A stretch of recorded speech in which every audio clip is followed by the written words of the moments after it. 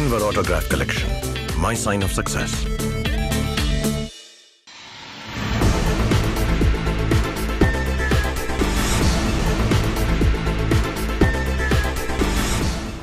नमस्कार, plus news में आपका स्वागत है। मैं हूं आपके साथ राज कृष्ण। नजर डालते अभी तक की मुख्य हेडलाइंस पर।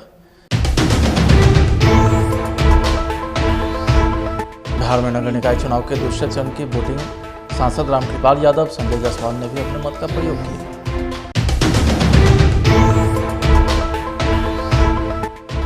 सासाराम मध्य विद्यालय कठपुरवा में मतदान कक्ष में अंधेरा होने के कारण मतदाताओं को भी हुई परेशानी।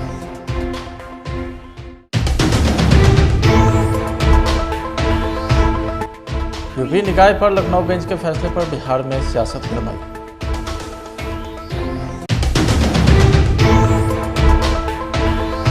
जम्मू कश्मीर के सिद्रा इलाके में आतंकवादियों और सुरक्षा बलों के बीच मुठभेड़ में 3 आतंकी ढेर।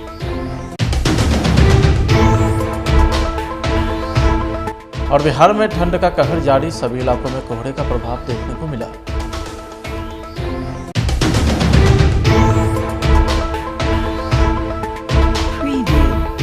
अब खबरें विस्तार से। बिहार में नगर निकाय चुनाव के दूसरे चरण की वोटिंग समाप्त हुई। 17 नगर निकाय सहित 68 निकायों में मतदाता ने अपने मत का प्रयोग किए हैं, जिसे लेकर सुबह से ही चहल पहल देखने को मिली। मतदान कर्मी अपनी ड्यूटी पर लगे रहे हैं। इस चरण में 23 जिलों में 7088 बूथों के साथ 286 चलंत बूथों पर वोटिंग हुई। सभी बूथों पर सुरक्षा व्यवस्था के पुख्ता इंतजाम किए गए थे। डिप्टी सीएम तेजस्वी यादव, पूर्व डिप्टी सीएम सुशील मोदी, मंत्री तेज प्रताप यादव, सांसद रविशंकर प्रसाद ने भी अपने मत का प्रयोग किए। आज चुनाव है। सब लोग जान रहे हैं, मेयर, डिप्टी मेयर और वार्ड सदस्य का जो है चयन आज करना है लोगों को। और क्योंकि मेरा पहले से ही वोटर लिस्ट में नाम है, तो आज मतदान था, तो आज मत का अपना प्रयोग हम लोगों ने किया। पटना को ज़्यादा सुंदर हम लोग बनाए, साफ सुथरा बनाए, तो इसलिए अच्छी जनप्रतिनिधि का चुनाव हो, इसलिए हम लोगों ने मत डाला। निकाय चुनाव के दूसरे चरण में सांसद रामकृपाल यादव ने भी अपने मत का प्रयोग किए। पटना के जमाल रोड के संत जीसस स्कूल में सांसद रामकृपाल यादव वोट दिए, तो वहीं सांसद ने कहा कि इस बार मेयर और डिप्टी मेयर का चुनाव मतदान के तरीके से हो रहा है। यह अच्छा है, लेकिन सरकार को इसे काम करने देना होगा। सरकार अगर इन्हें फ्री हैंड नहीं देगी तो यह ठीक से काम नहीं कर पाएंगे। तो वहीं रामकृपाल यादव ने कहा है कि जो भी यहाँ जनप्रतिनिधि बनेंगे, उनके लिए पीने का पानी और जल जमाव, यह 2 बड़ी चुनौती होगी, जिससे राजधानी को निजात दिलाना जरूरी है। उन्हें पूछते हैं कि हर बार मुख्यमंत्री आप नहीं जा रहे हैं, उप मुख्यमंत्री को भेज रहे हैं। लगता होगा कि मैंने कोई गलत काम किया, इसलिए वो फेस नहीं कर पा रहे होंगे प्रधानमंत्री जी को। क्या तेजस्वी यादव को पावर ट्रांसफर किया जा रहा है? 2 बार से लगातार नीतीश कुमार की जगह तेजस्वी यादव जा रहे हैं मीटिंग में। अभी तो वो कह ही चुके हैं कि यही बनने वाले हैं, तो समय से पहले ही अपना सब काम वाम सौंप रहे हैं। बेचारे थक गए हैं ना, लंबा 18 साल हो गया भाई। उसके पहले भी केंद्र में मंत्री रहे, उसके पहले भी कई जिम्मेदारियों का निर्वहन किया है। कितना काम करेगा आदमी? सबका उम्र होता है, इनका भी उम्र हो गया है, थक चुके हैं। हाँ, मुख्यमंत्री फिर से बिहार यात्रा पर निकलेंगे 5 जनवरी। तो क्या कर लेंगे? 5 जनवरी को 5 जनवरी को यात्रा पर निकल रहे हैं, तो क्या कर लेंगे? बदलाव कर देंगे। न जाने कितना यात्रा ही कर चुके, तो उसके बाद रिजल्ट क्या हुआ? जिस स्थिति से बिहार गुजर रही है, परेशानी में, भ्रष्टाचार, शराबबंदी फेल और विकास, इनके पास खजाने में पैसा नहीं है विकास के लिए। चिकित्सा, हत्या, लूट, मर्डर, हर दिन हमारे क्षेत्र में कल भी 2 मर्डर हुआ है। कोई ऐसा दिन है जब मर्डर नहीं हो रहा? पटना हमारे क्षेत्र में बोल रहे हैं, बुरे बिहार की बात छोड़िए। तो क्या कर लेंगे ये?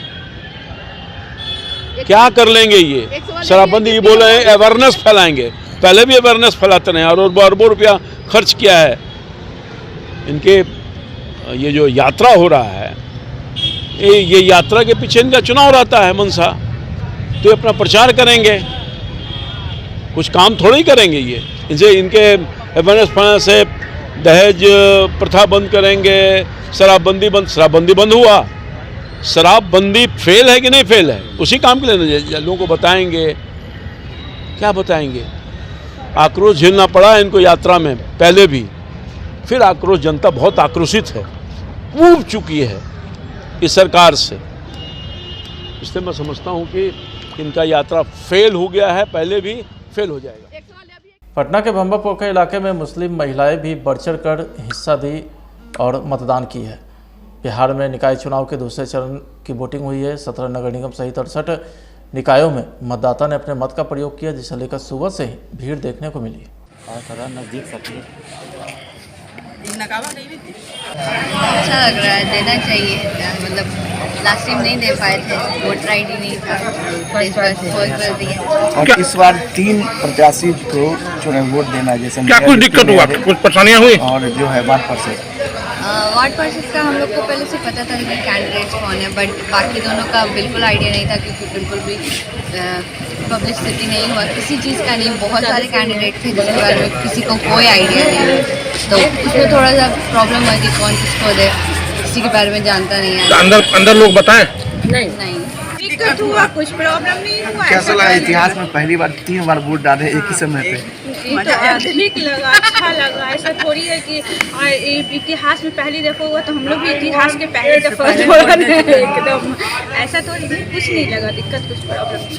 पिछले बार मतदान किए थे, इस बार मतदान किए हैं, क्या कुछ अंतर दिखा? नहीं, कुछ अंतर नहीं दिखा। जो 1 पे देते थे वो 3 पे दिए।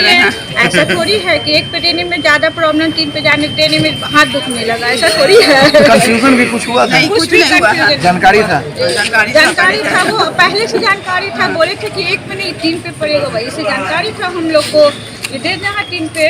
क्या नाम है? कौशल खातून। सासाराम नगर निगम क्षेत्र के वार्ड नंबर 29 के राजकीय कन्या मध्य विद्यालय करपुड़वा में बूथ संख्या 6 पर बनाए गए मतदान कक्ष में अंधेरा होने के कारण मतदाताओं को काफ़ी परेशानी हुई। कई मतदाता का कहना है कि EVM में उन लोगों को अपना पहचान चिन्ह नहीं दिख रहा, जिस कारण बुजुर्ग मतदाताओं को काफ़ी दिक्कतें हुई। इसकी शिकायत करने पर भी इसे दूर नहीं किया गया। कई मतदाताओं का कहना था कि मतदान कक्ष के अंदर खिड़की भी बंद कर दी गई और प्रकाश की व्यवस्था भी नहीं रही।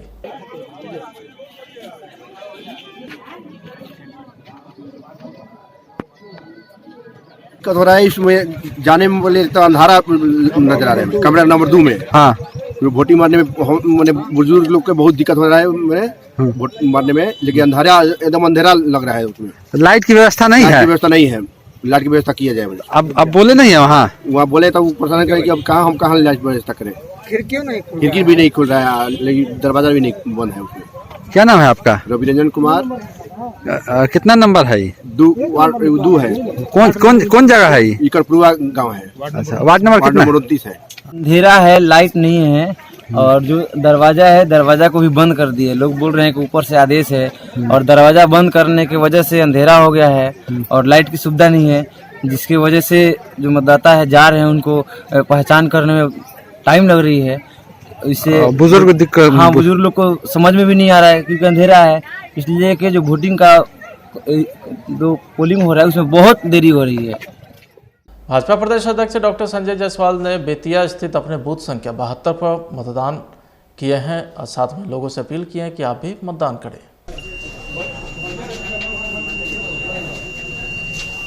2846 राजू कुमार, गीता शंकर प्रसाद। पकड़ के आया हूं और अभी सीधे यहां से पटना फ्लाइट पकड़ने जा रहा हूं। लेकिन यह चुनाव बेतिया के भविष्य के लिए चुनाव है और इसमें हर नागरिक का योगदान जरूरी है।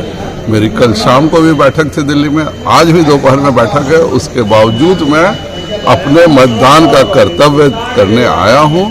सभी से अनुरोध है कि मतदान अवश्य करें। बेतिया का सुंदर सुदृढ़ भविष्य इसी मतदान से हो सकता है, इसलिए जरूर मतदान करें। मुजफ्फरपुर में नगर निकाय चुनाव में मतदाताओं ने बढ़ चढ़कर हिस्सा लिया। कड़ाके की ठंड ने मतदाताओं के उत्साह को थोड़ा ठंडा किया, लेकिन बाद में भीड़ देखने को मिला। शहर में कई ऐसे बूथ रहे जहां सुबह में मतदाता की भीड़ नहीं थी। सन्नाटा पसरा था। RBTCH college, Harisabha school, Mukherjee seminar, DN high school समेत कई बूथों पर भीड़ सुबह में नहीं के बराबर थे, लेकिन जैसे जैसे दिन चढ़ता गया वैसे वैसे भीड़ उमड़ने लगी।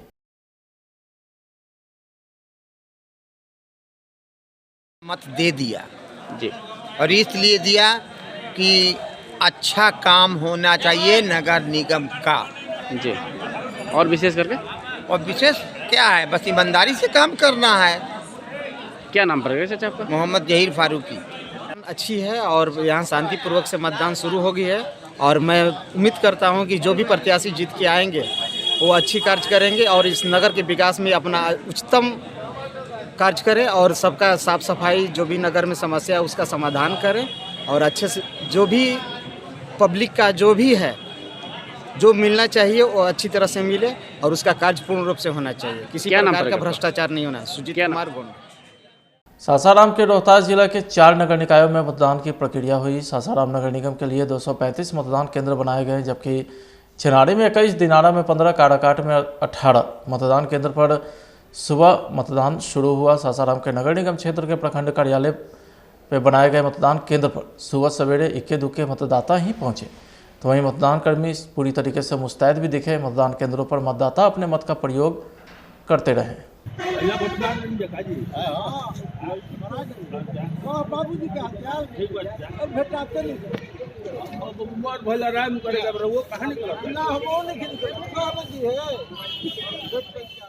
यूपी में नगर निकाय चुनाव में ओबीसी आरक्षण को लेकर के इलाहाबाद हाईकोर्ट की लखनऊ बेंच ने साफ कर दिया है कि यहां बिना आरक्षण के ही चुनाव कराए जाएंगे। हाईकोर्ट के इस फैसले से यूपी की योगी सरकार को बड़ा झटका लगा है, जो ओबीसी को आरक्षण देने को लेकर के सुप्रीम कोर्ट गई थी।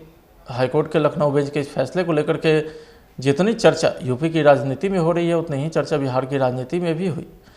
सुशील मोदी बोले कि दरअसल यूपी निकाय चुनाव को लेकर के उन्होंने एक ट्वीट किया था, जिसमें उन्होंने यूपी को लेकर के बिहार के नेताओं के लिए लिखा था कि यूपी की चिंता न करें, बिना ओबीसी आरक्षण के चुनाव नहीं होगा। योगी सरकार ओबीसी आरक्षण के लिए ही सुप्रीम कोर्ट जा रही। नरेंद्र मोदी के रहते कोई आरक्षण खत्म नहीं कर सकता, जिस पर ललन सिंह ने पलटवार किया। उन्होंने लिखा है कि सुशील जी यूपी की चिंता क्यों न करें, बिहार में निकाय चुनाव में अति पिछड़े वर्ग के आरक्षण को समाप्त करने का षड्यंत्र और साजिश करते वक्त अपने बयानों का अध्ययन कीजिए। जम्मू कश्मीर के सिद्रा इलाके में आतंकियों और सुरक्षा बलों के बीच मुठभेड़ में 3 आतंकी ढेर हो गए हैं। इलाके में 2 से 3 आतंकियों के छिपे होने की सूचना मिली थी। सुरक्षा बलों ने इलाके में घेराबंदी कर तलाशी अभियान चलाया। जम्मू क्षेत्र के अतिरिक्त पुलिस महानिदेशक ने घटना की पुष्टि करते हुए बताया कि इलाके में 3 आतंकवादियों के मारे जाने की खबर है। तो वहीं एडीजीपी ने कहा है कि हमने एक ट्रक की असामान्य गति देखी और उसका पीछा किया। ट्रक को जम्मू के सिद्रा में रोका गया, जहां से चालक भागने में सफल रहा। ट्रक की तलाशी ली गई तो अंदर छिपे आतंकियों ने जवानों पर फायरिंग कर दी। जवाबी फायरिंग की गई, फिर दोनों पक्षों में मुठभेड़ हुई, जिसमें 3 आतंकी ढेर हो गए।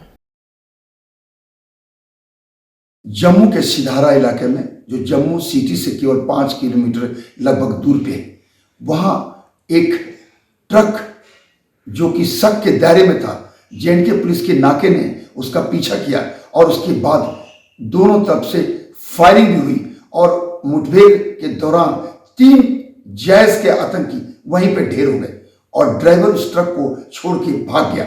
और उसके बाद ये ट्रक जो है इसमें आग लगी, लेकिन आग को बुझाना और जानकारी मिली है कि इस ट्रक के अंदर काफी विस्फोटक और हथियारों का जखीरा भी है। जांच एजेंसियों के द्वारा जारी है, लेकिन 2 घंटे पहले कुछ फायरिंग की आवाजें आई हैं, जिससे कि सुरक्षा बल और सूचना तंत्र पूरी तौर पे उस इलाके को कॉर्डन और ऑपरेशन को जारी रखा हुआ है। मैं बताना चाहता हूं कि एडीजी मुकेश कुमार सिंह उन्होंने बताया है कि उस इलाके में पहले से जेएनके पुलिस और सीआरपीएफ और सेना पूरी तौर पर सतर्क थी।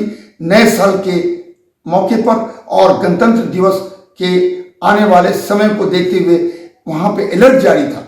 ये उम्मीद की जाती है कि इन समूह में बहुत से आतंकी मंसूबे पूरे करने का रणनीति रहता है और यही आज सुबह हुआ। लेकिन तीनों के साझा ऑपरेशन में एक बहुत बड़ा सफलता, और अगर ये घाटी के अंदर ये ट्रक चला जाता तो एक बहुत बड़ा कोई साजिश को अंजाम ये दे देते। लेकिन एक अच्छी बात ये हुई कि आज जेएनके पुलिस और सीआरपीएफ और इंडियन आर्मी के इस साझा ऑपरेशन से पूरी तौर पे ये साजिश को असफल किया गया। हाल के दिनों में करीब 4 से 5 जम्मू के अंदर आतंकी हरकतें हुई हैं, लेकिन हमारी जो सुरक्षा बल है इनको पूरी तौर पे लगभग नेस्तनाबूद कर देती है। मैं ये बताना चाहता हूं कि जम्मू और पंजाब के रास्ते अभी घुसपैठ की कोशिश हो रही है, क्योंकि एलओसी के ऊपर पूरी तौर पे चौकसी है और वहां घुसपैठ की कोई संभावना नहीं। लेकिन स्वतंत्रता दिवस के मौके पे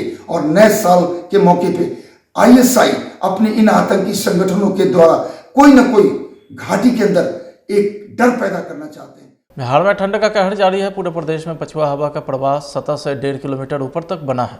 इसके प्रभाव से प्रदेश में बुधवार को न्यूनतम तापमान 1 से 2 डिग्री सेल्सियस गिर गया, तो वहीं अगले 48 घंटे के दौरान न्यूनतम तापमान 2 से 4 डिग्री सेल्सियस कम होने की संभावना है। बिहार के सभी इलाकों में कोहरे का प्रभाव देखने को मिल रहा है। मौसम विभाग के अधिकारी की माने तो प्रदेश में सुबह के समय निचली सतह पर हवा की गति कम होने और आर्द्रता की मात्रा 90% से अधिक होने से कोहरे का काफ़ी अधिक जगहों पर असर देखने को मिला।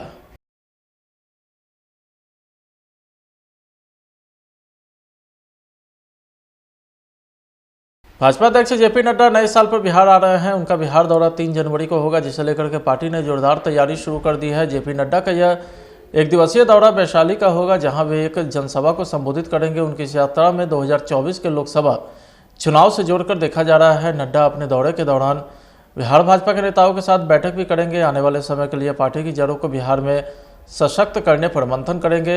नड्डा के दौरे को लेकर भाजपा ने पूर्व मंत्री जीवेश कुमार को प्रभारी बनाया गया है। वैशाली के गड़ौल में सभा को सफल बनाने के लिए पार्टी बड़े स्तर पर तैयारी शुरू कर दी है। मधुबनी जिले के जयनगर के कैट व्यापारी संघ के कार्यालय में जयनगर नगर पंचायत के मुख्य पार्षद, उप मुख्य पार्षद, वार्ड पार्षद ने सम्मान समारोह का आयोजन किया। रंजित भैया इधर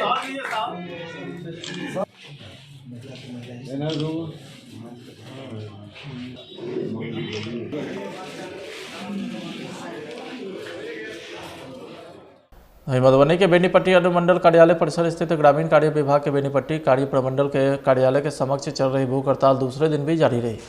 सकारात्मक वार्ता और शासन के बाद तत्काल तोड़ दिया गया। आपको बता दें कि बेनीपट्टी के उगना चौक से अखौड़ जाने वाले पथ की जर्जरता को लेकर के अनिश्चितकालीन भूख हड़ताल पर सामाजिक कार्यकर्ता बैठे थे। अनशनकारियों ने बताया कि जर्जरता के कारण उक्त सड़क पर लोगों को आवाजाही में काफ़ी कठिनाइयों का सामना करना पड़ता था।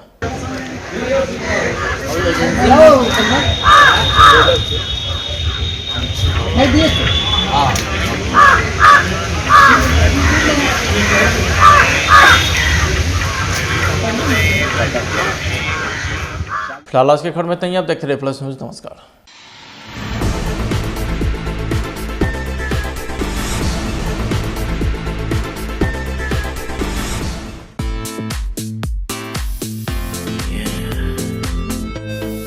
Denver Autograph Collection, my sign of success.